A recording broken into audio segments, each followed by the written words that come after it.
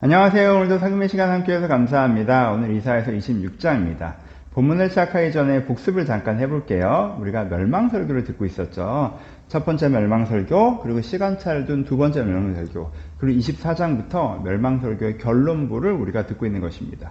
이 결론부 자체가 분량이 길죠. 24장에서부터 27장까지예요. 그러니까 이것 자체가 한편의 설교이기도 하죠. 독립적인 설교회가 전체 시리즈물의 결론이 되고 있는 것입니다.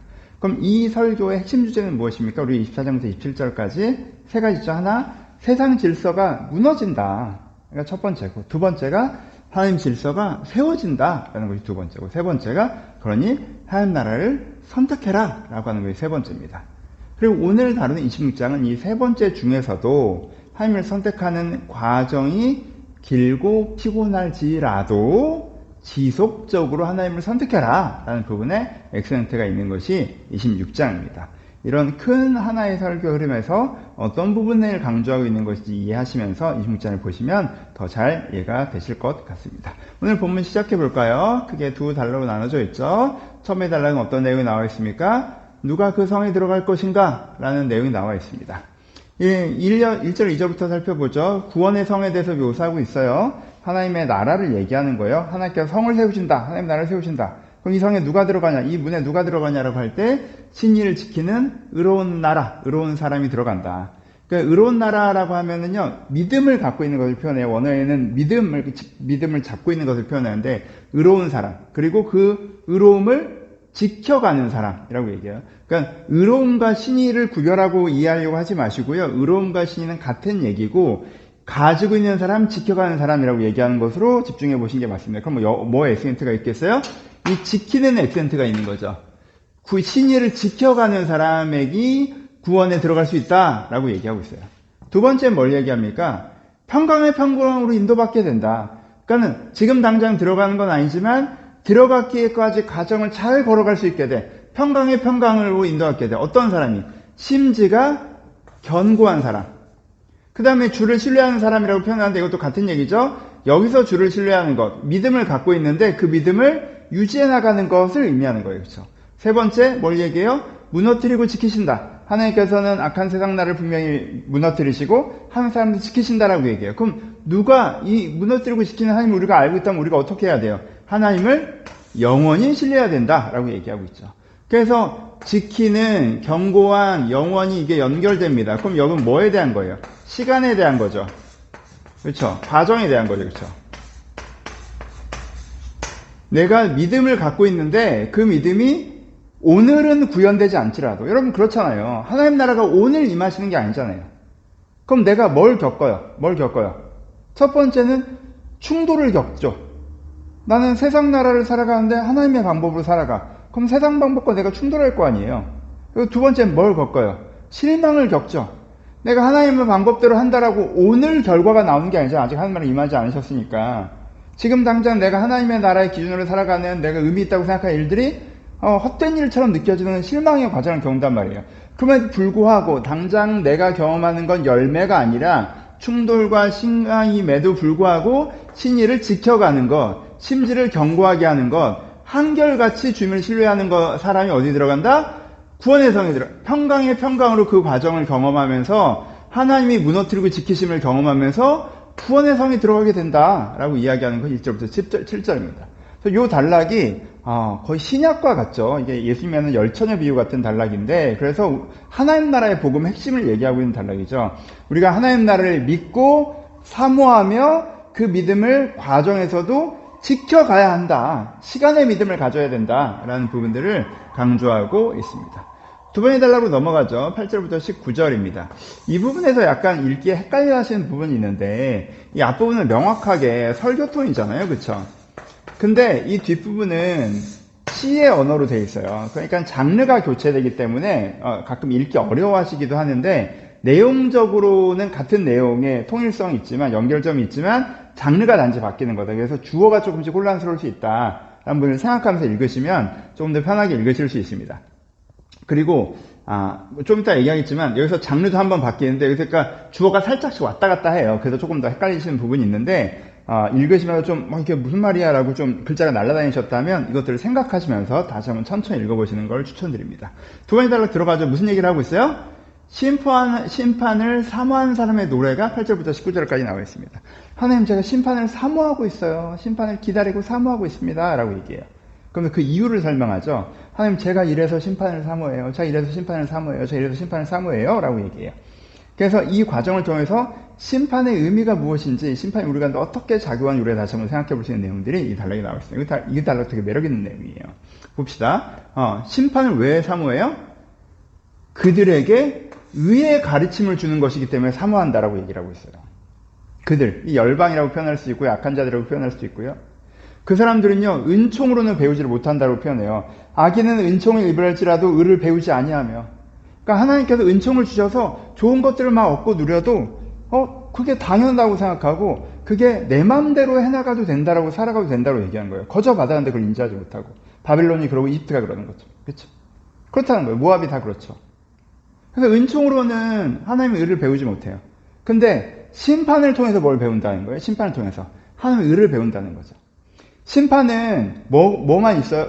그 심판은요, 내가 망하는 것만 있지 않죠. 심판은 잘못된 것이 무너지고 의로운 것이 세워지는 것이 있잖아요. 그러니까는 세상적인 방법으로 승승장구하던 사람이 자기가 무너져 내리는 것과 하나님의 방법으로 살아가던 사람이 열매를 겪는 것을 경험하면서 내가 잘못 산 거구나, 저게 맞구나, 이게 심판이라는 거예요. 그래서 심판도 뭐예요?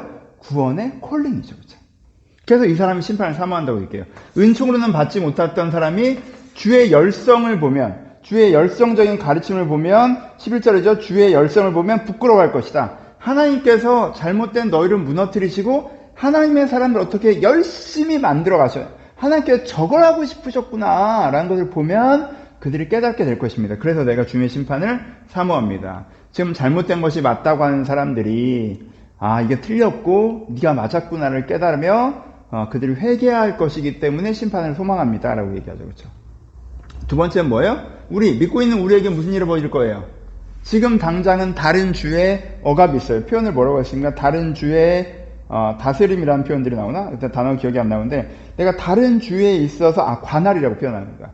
다른 주의 관할 아래 있어요. 그럼 관할권 이러면 이제는 그 다른 쪽이 못 들어오잖아요. 그러니까는 지금은 하나님께서 나의 주인이 되지 못하시고 내가 세상의 질서 속에 살아가고 있어요. 그래서 힘들어요. 근데 그건 불구하고 주님을 기억하고 주님을 사모하고 주님을 기다리고 있습니다.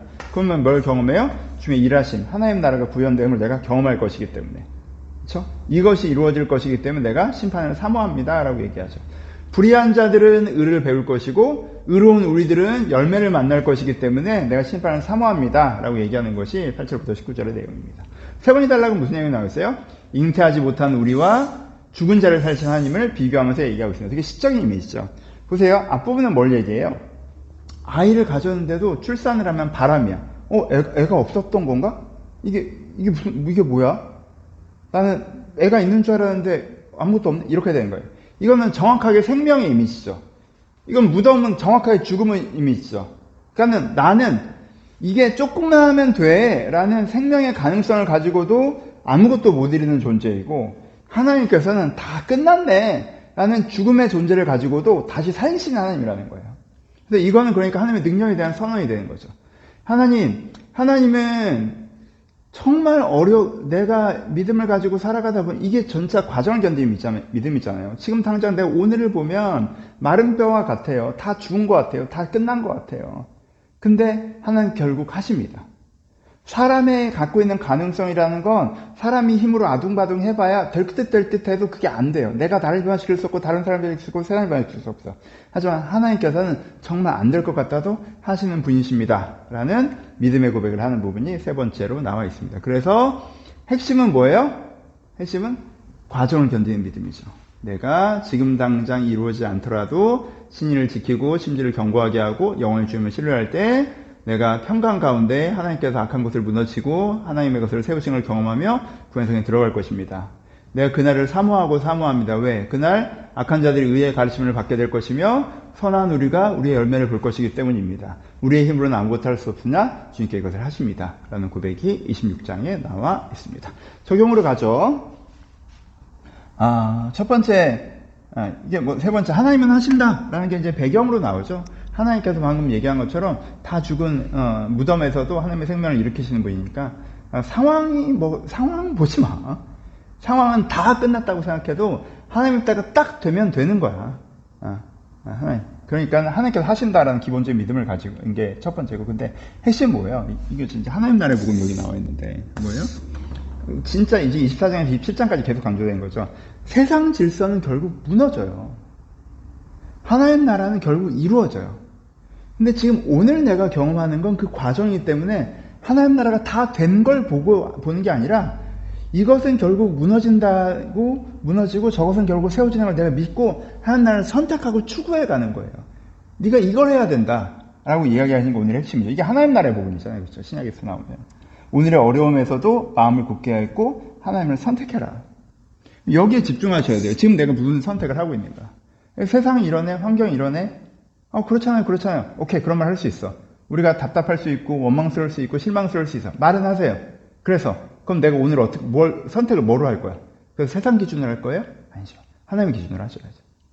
그래서 우리가 이래야 된다. 그래서 하나님 나라가 결국 세워진다는 걸 믿고 하나님을 선택해 가야 된다라는 게 이제 이게 핵심이고, 저는 좋아하는 게 이제 26절 3절. 심지가 견고한 자를 평강의 평강으로 인도하시리. 여러분, 이렇게 26장 전체가 우리가 그러니까 뭔가 믿고 하는데도 뭔가 잘 안 되는 것 같고 실망스러운 감정이 들 때가 있잖아요. 그때 26장을 이 26장 전체를 기억하시는 게 되게 좋아요. 어디 적어 놓으세요. 이 장은 너무너무 좋은 장이에요. 중요한 장. 내가 믿고 뭔가 하는데 잘 안 되는 것 같은 날, 오늘 이사 26장 읽어야 되는 날이구나, 이렇게 생각하시면 돼요. 그 중에서 특별히 뭘 읽으셔야 돼요? 이 전체를 다 읽으시면 이 내용을 다시 한번 반복하시되, 이 3절을 저는 추천드려요. 그냥 읊조리세요. 우리가 상황이 개선되면 내 마음의 평강을 얻고 내가 하나님을 선택하고 좋은 결과를 만나는 게 아니에요. 우린 이렇게 생각해요. 하나님 뭐 좋은 상황을 줘야 내가 마음이 좀 낙관적으로 바뀌면서 행동을 똑바로 하고 그래야 뭐 그럴 거 아니에요. 내가 먼저 심지를 견고하게 해야 돼요. 말씀으로. 아니야, 지금 내 눈에 보이기에는 다 끝난 것 같지만 아니야. 하나님께서는 무덤에서도 마름뼈를 일으키시는 분이에요. 심지를 견고해야 돼요. 그러면 하나님께서 평강을 주세요. 상황은 아직 개선되지 않았어요. 그러면 내가 바른 선택을 하고 있고, 그러면은 그 성에 내가 들어갈 수가 있는 거예요. 내가 이 순서를 26장을 통해서 꼭 기억하시고, 내가 믿고 나아가는데도 뭐가 자꾸 안 돼서 마음이 흔들리실 때마다 이 말씀으로, 이 26장, 특별히 26장 3절의 말씀으로 중심을 다시 한번 새롭게 하셨으면 좋겠습니다. 오늘이 그런 날이라면 오늘 사금 말씀을 통해서 중심의 힘을 얻으셨으면 좋겠습니다. 감사합니다.